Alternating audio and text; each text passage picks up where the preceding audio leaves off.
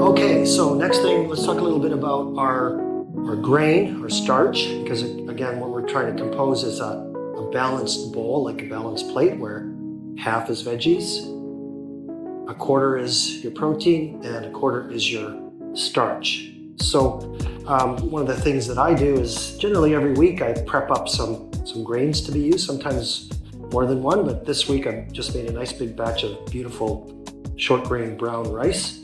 And this will be used for stir fries, it'll be used for other bowls, Mediterranean bowl, Korean bowl, that kind of thing. And then it can also be used for fried rice. Fried rice really has to be done with leftover rice. You want rice that gets a little bit dry so the rice doesn't stick to each other. And it's good when it's been sitting for a while. If you want to go really low carb, because when you follow this healthy plate principle or healthy bowl principle, it's pretty low carb already. When you're talking about a quarter of the plate is your starch and you're focusing on low glycemic index starches like whole grains. So rice is, of course, the thing you always think you have to have in a stir fry, but realistically, you can use other grains as well. For instance, barley. It's a lower glycemic index grain and it's beautiful in a stir fry. So barley would be a good one. Quinoa is another one. Really nice low glycemic index. Whole grain, it's also quite high protein. All grains have protein as well. So when you think about a quarter of your plate is actually protein, you're getting protein from your grains as well. So rice is good, but you can use, of course, wild rice mixes, or you can use quinoa, you can use barley, you can use some of the ancient grains like freekeh. Freekeh, I mean, what a cool name. Who doesn't want to try freekeh? Because it's just really cool, freekeh. And then, of course, there's bulgur, for instance, which is cracked up wheat. And farro is another one. Those are all sort of ancient forms of wheat. Now, if you want to go lower carb yet, if you want to make this a truly low carb meal that might be consistent with a really low carb diet, you might want to consider the shirataki noodles or yam noodles. They always come in a package like this with liquid. So they're not shirataki noodles if they're not in a package with liquid. And this one has it doesn't really have much to tell you that that's even what it is. It's all in looks like it's in Chinese, so I can't read any of that. But yeah, basically it'll say on the ingredients that it's konjac typically, and these have really no calories, and they're a little bit more expensive, maybe $2 to $3 per package. And you can split this between two people, but what you want to do is consider the volumetric effect of that. You're going to use these to fill your stomach. So when you're on a weight loss program, you're really wanting to lose weight, this is something that I use all the time. When I'm really cutting calories, I'll cut out the starch and I'll add shirataki noodles. And the key to those is what you want to do is you want to rinse them and snip them with a scissors because they're about 4 feet long, just too long to kind of rubbery. So it's easier to have them in smaller bits. And then you want to add these at the very end when the stir fry is done. Just plop them in and stir them around. They really don't need to be cooked. They're already cooked. And if you cook them too much, they get quite rubbery. You don't want them to dry out at all, or they get quite rubbery. But they're just fine. It's a reasonable alternative.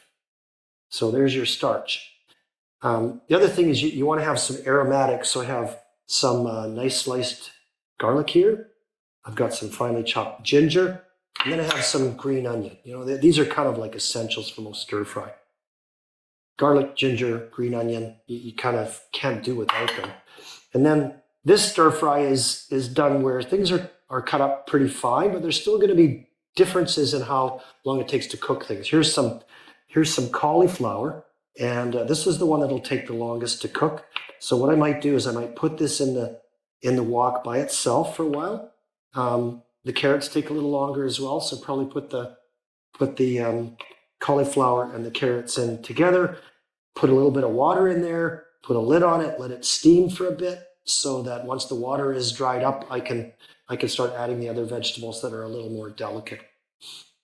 Cabbage is pretty good. You can cook cabbage as long as you want. You could even caramelize cabbage, so you can't really overcook the cabbage. So it could go in as well. And same with got some finely sliced onion. So I'll start adding those things fairly soon once they look when it looks like the cauliflower is nicely done. The mushrooms here, mushrooms kind of like to be left alone for a while. They need to sweat. The mushroom cooks when it starts to sweat and releases its own juices. Then it starts to steam in its own juices. Then as those juices dissipate, the mushroom starts to brown. So that's something that I might want to do by itself as well. So the whole idea is you want to get everything to the right level of doneness. And we have some things that are a bit more delicate. The peppers here are fairly coarse, so they're not as delicate as they might be if they were really finely chopped. And same with the celery. I've got some really finely chopped celery that doesn't need a lot of cooking because it's so fine. These are very delicate. These are little mini bok choys, and those you kind of want to throw in, just give them a few stirs when the pan is hot, and that's it. Same with the bean sprouts. You really don't need to cook bean sprouts much at all. Otherwise, they just disappear. Same with these. They'll just disappear. No use putting them in if you're going to leave them in for a long time. So while we're waiting for our wok to warm up, I'm using a portable butane burner, which is a really handy gadget, actually. I'm cooking in an RV right now, which only has an electric burner, and it's not the greatest. I love this butane burner. They're really quite nice, and they can get the wok really hot and all the way up the sides as well. So it's a pretty decent little burner. I actually don't want it on high. I'm going to wait till it starts just smoking a little bit.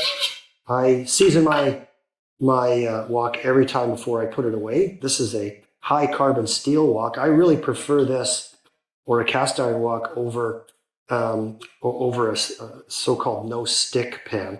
Those no stick pans are not my favorite thing. They have chemicals that come off of them when they get heated too much, which is really easy to do with a wok. It's really easy to overheat a wok. So here we go. We got the wok smoking, and now what I'm going to do is I'm going to add a little bit of oil. This is a way to make the wok really no stick surface. Just add a bit of oil once the wok is hot, and then shut it off for a little bit. And what that does is when the wok is hot, the pores in the middle open up. When you shut the wok off, once it's really smoky, what happens is the wok contracts and it draws the oil back into those pores. So it creates a very no stick surface once you do that. And now you can turn it back on, get it really cooking, and we're going to put our meat in there and get things cooking. I want to wait till the wok is back up to a good temperature again. So just as it starts smoking, I'm going to add the meat in. This is, I believe, an essential cooking tool. This is something you could get just about anywhere. It's a kind of a wok spatula. It's meant to go in a wok. So it's the handiest thing ever invented for a wok. So here we go. We got some smoke. I got a fan going to make sure the smoke alarm doesn't go off. And then just spread things around. Once they're spread around as good as they're going to get, you want to just leave it. The best thing to do now, leave it, because once the meat has a nice seared surface, it'll release itself from the pan. Once you've created that no stick surface, what will happen is the meat will really stick again, but once it gets nicely seared and you get a nice brown surface, then you're going to get a release of the meat. So the meat will get to the point where you can easily just take it all off and there won't be much of any residue left.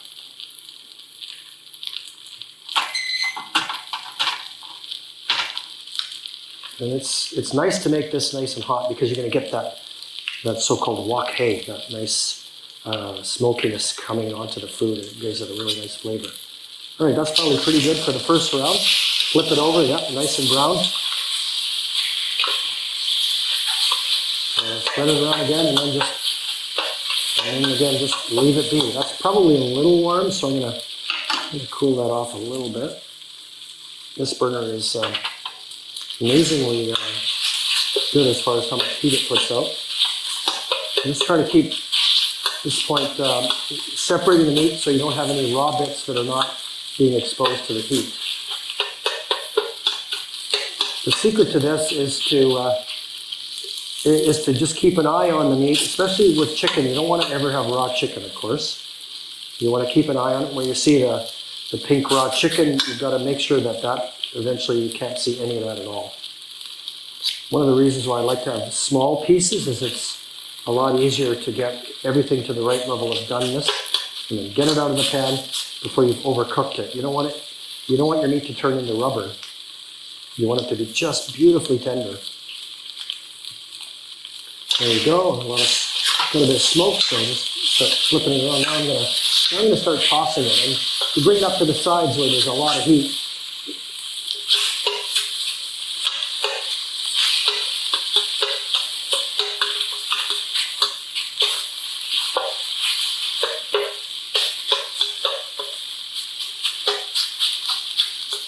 And you get kind of an instinct of when the meat is done. You poke at it, and if it's rubbery, it's not done. It'll develop a certain texture when it's done that makes you know it's done. And we'll stir it again.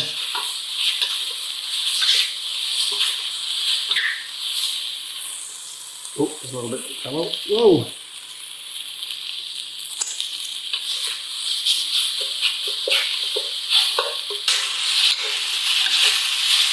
Okay, I'm going to turn everything off now for a minute.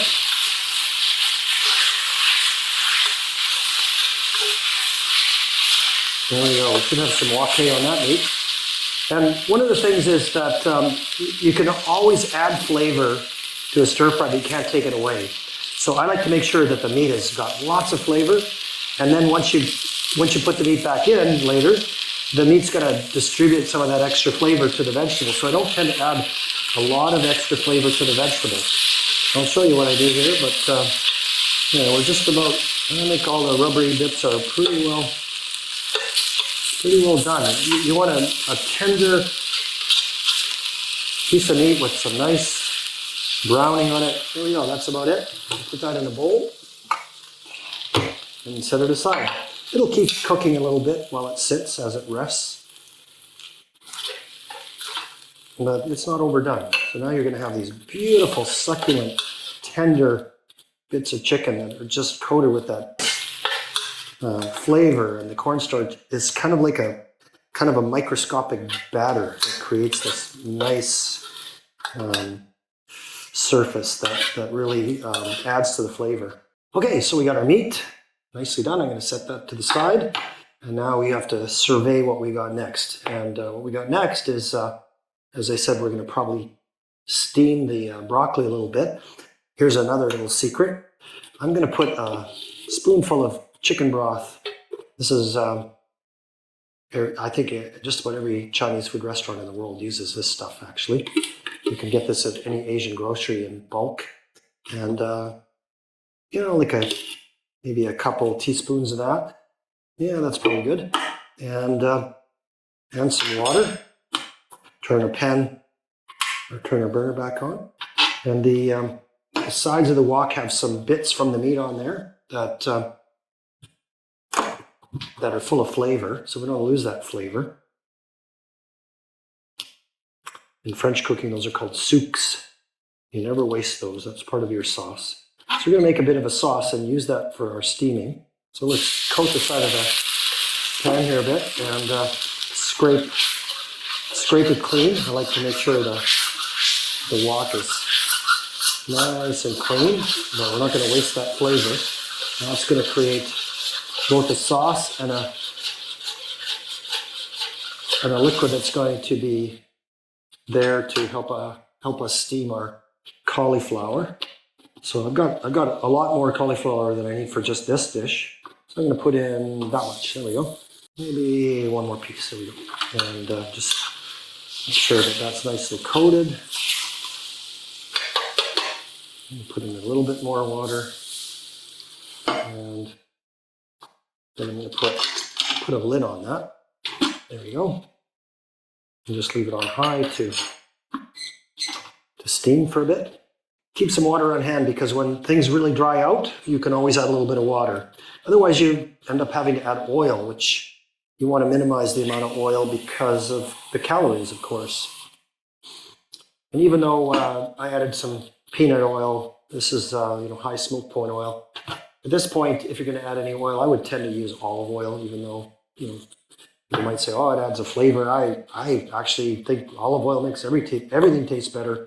It's not something that is it's not native to that part of the world, but it's still delicious and it's good for you. Olive oil is so you can Mediterraneanize an Asian dish.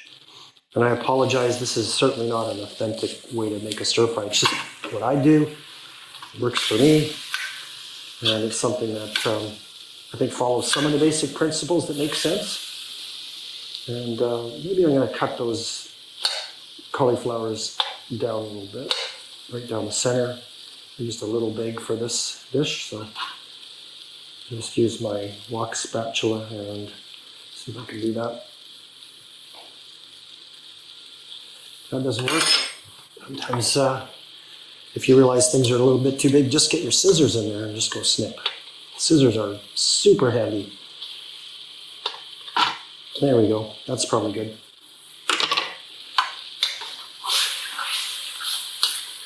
I'm going to take this cauliflower out. I don't want it to be overcooked and mush. So I'm just going to make sure that that doesn't get too well done. Now I'm going to throw in some onions. There we go. All those carrots. I love carrots. And some mushrooms in that as well. There we go.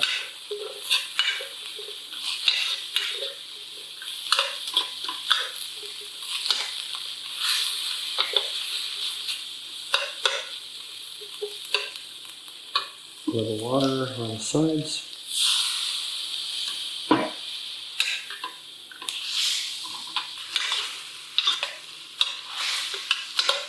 Okay, that's looking good. I'm going to take that out. Put it on the top of the cauliflower.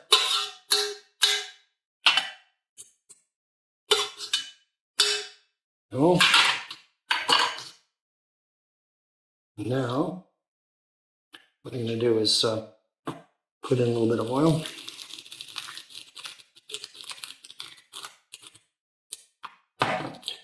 And some garlic. And some ginger.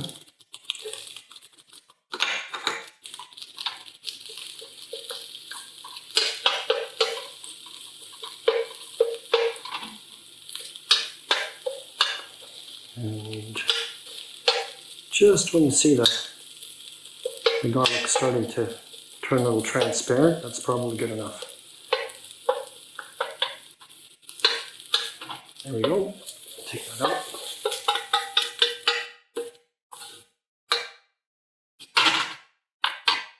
Now I think it's time for some cabbage.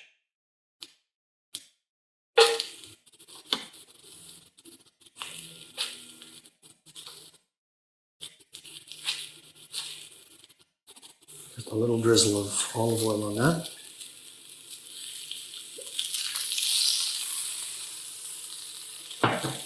Just a little bit of water along the sides, create a little steam. There we go.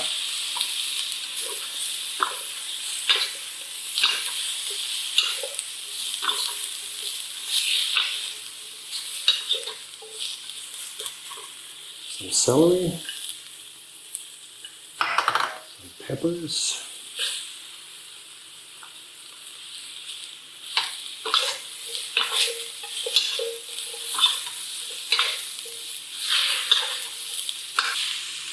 And finally, I'm going to put in my bok choy.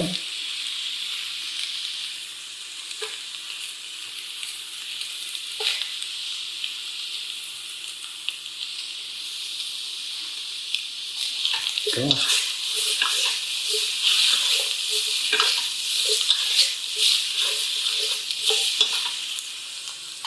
Bean sprouts, onion, green onion.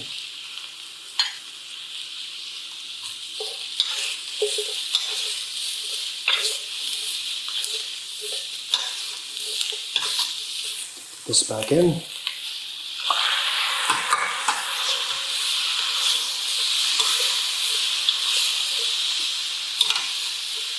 There you go, meat back in.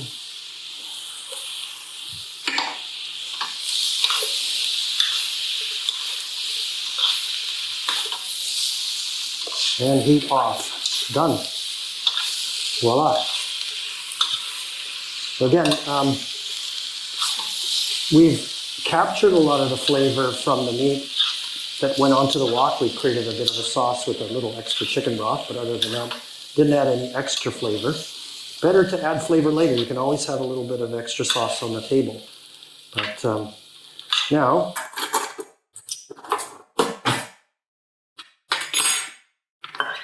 just carve out a little bit of that rice that's come from the fridge. That's probably pretty good. In the microwave. 1 minute.